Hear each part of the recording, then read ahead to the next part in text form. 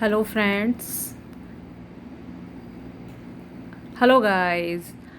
मैं अपनी एक नई वीडियो के साथ आज आपसे मीटिंग कर रही हूँ और इसमें मैं कुछ नई चीज़ें लेकर आई हूँ। Golden rules of grammar. Grammar के कुछ ऐसे रूल्स जो कि बहुत ही ज़्यादा इम्पोर्टेंट होते हैं हर एग्ज़ाम पॉइंट ऑफ व्यू से।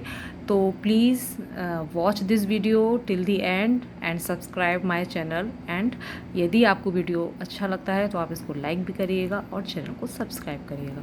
Let's see what's the golden rules of grammar. तो सबसे पहला रूल हमारा है, you had better dash the bill. सबसे पहला रूल है हमारा, you had better dash the bill. अब इसमें ऑप्शंस दिए हुए हैं, इसमें पे, टू पे, पेड और पेइंग। तो रूल हमारा कहता है, सबसे पहले हम रूल देख लेते हैं कि रूल क्या कहता है। सब्जेक्ट के बाद यदि would rather, would better, would rather और हैड बेटर या हैड रादर आए तो हमेशा वर्ब की फर्स्ट फॉर्म का प्रयोग करते हैं। यानी कि if there is would better, would rather, had better, had rather, we have to use first form of the verb. Affirmative statement को बताता है और ये एक अफर्मेटिव स्टेटमेंट को बताता है। इसीलिए अब जैसे हम एग्जांपल देख लेंगे कि you had better dash the bill. तो यहाँ पर क्या आएगा, हैड बेटर। हमने देख लिया यहाँ पर हैड बेटर आ रहा है, तो यहाँ पर क्या आएगा, वर्ब की फर्स्ट फॉर्म का प्रयोग होगा, यानी कि यहाँ पर पे आएगा। कौन सा ऑप्शन हमारा सही होगा? Option number A is correct, you had better पे द बिल। ओके, अगर हम रूल्स के अकॉर्डिंग सेंटेंस को समझते जाएंगे, एग्जाम्पल समझेंगे, तो हमें कोई भी दिक्कत नहीं होगी, लेकिन we have to follow the rule first. Next है हमारा, I prefer red shirt dash black one. अब यहाँ पर हमें टू फिल किया हुआ है हमने। अब इसका देख लेते हैं कि टू हमने यहाँ पर क्यों फिल किया हुआ है। इसके भी ऑप्शंस दे हैं, ओवर, बी है टू, देन और रादर। अब इन चारों में से हमने टू को ही क्यों चूज़ किया? ओके ना, हमने इन चारों में से इस टू को ही चूज़ क्यों किया, इसका क्या रीज़न है?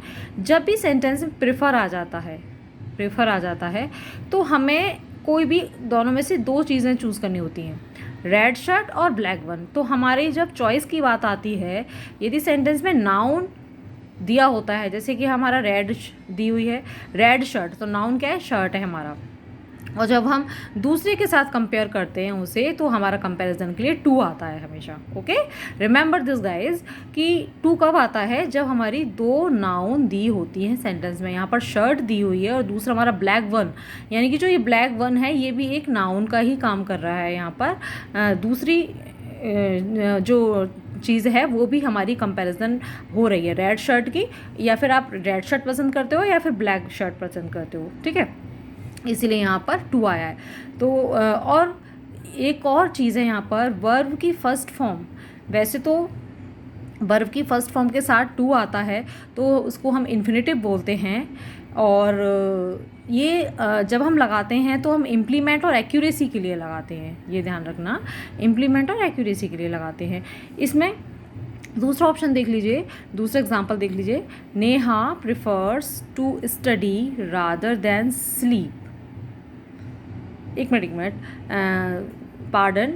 नेक्स्ट हमारा जो एग्जांपल है टू से, जो हम रिलेट कर रहे थे अभी, she prefer tea to coffee, यानी कि वो टी पीना पसंद करती है कॉफ़ी की बजाय।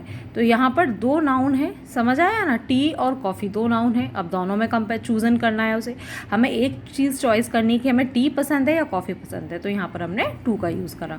ओके गाइज, नेक्स्ट है हमारा, Neha prefers to study rather than sleep. अभी हमने एक रूल पढ़ा था रादर से रिलेटेड। यदि इसमें जब से एक्शन की बात हो रही हो, जब इसमें एक्शन की बात हो तो रादर देन का यूज़ करते हैं। जैसे कि नेहा प्रेफर टू स्टडी, वो स्टडी प्रेफर करती है सोने की बजाय, तो यहाँ पर रादर देन आया। क्या आएगा यहाँ पर? रादर देन आएगा। वो सोने की बजाय क्या प्रेफर कर रही है? स्टडी। तो Neha prefers to study rather than sleep.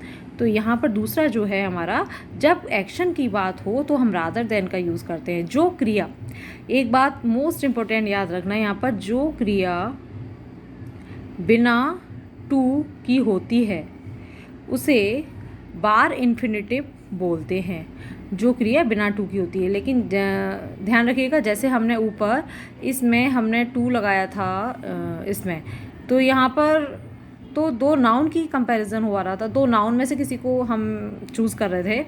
लेकिन जब कभी भी ऐसा कोई सेंटेंस आए कि जिसमें क्रिया बिना टू की बिना टू की होती है, तो उसे हम बार इन्फिनेटिव बोलते हैं। जैसे सीता गो टू स्कूल, अब इसमें टू आ गया तो ये टू इन्फिनेटिव हो गया। जब वर्ब की फर्स्ट फॉर्म टू के साथ आती है तो उसे हम टू इन्फिनेटिव बोलते हैं, ठीक है ना, टू इन्फिनेटिव के साथ आ गया। लेकिन जब उसमें टू नहीं आ रहा है तो वो वार इन्फिनेटिव का माना जाएगा सेंटेंस। नेक्स्ट है summons. Summons has been issue